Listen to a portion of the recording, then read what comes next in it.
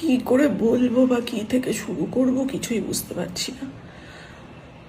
অনেক চেষ্টা করার পর আজকে পাঁচ ছ দিন পর আপনাদের খবরটা দিতে এসেছি। জানি না ভগবান মানে আমার কত পরীক্ষা নেবে আমি জানি না।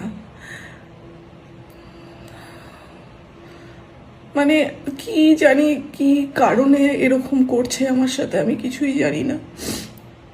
মানে আমি এই খবরটা আপনাদেরকে কি করে দেব, কিন্তু দেওয়াটা জরুরি, আপনাদের জানানোটা জরুরি। তাই আজকে অনেক সাহস করে 4-5 দিন পর আপনাদেরকে এই খবরটা দিতে বসেছি। আমার তো সবই শেষ হয়ে গেছে, সবাই সব জানেন।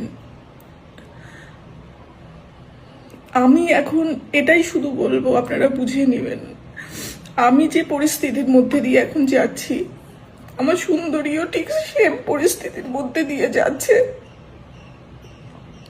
ভগবান জানি না কেন এরকম করলো।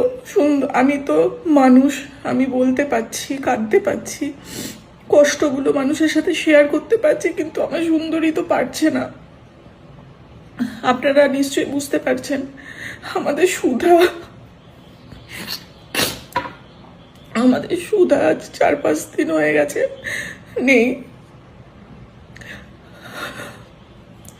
ও আদুরির সাথে পিছন পিছন হাই রোডের ওপরে চলে গেছিল, সেখানে একটা অ্যাক্সিডেন্ট হয় এবং সেখান থেকে ওকে তুলে আনা হয়, ডাক্তার ডাকা হয়, ট্রিটমেন্ট করা হয়, কিন্তু কিছুতেই কিছু করতে পারিনি।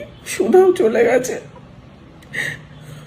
সুন্দরীর কাছে আমি গেছি, আমি রাত্রির করে যাচ্ছি, খাওয়া দাওয়া করছে, শারীরিক দিক থেকে ঠিক আছে, কিন্তু আমি জানি সুন্দরী ভালো নেই। আমি জানি, আমি ফিল করতে পারছি সুন্দরীর কষ্টটা। এটুকুই বলার ছিল।